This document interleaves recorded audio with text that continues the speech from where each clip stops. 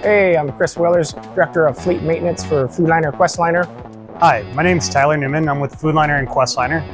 Foodliner and Quest Liner consists of roughly 1,600 tractors nationwide and 3,300 trailers as well.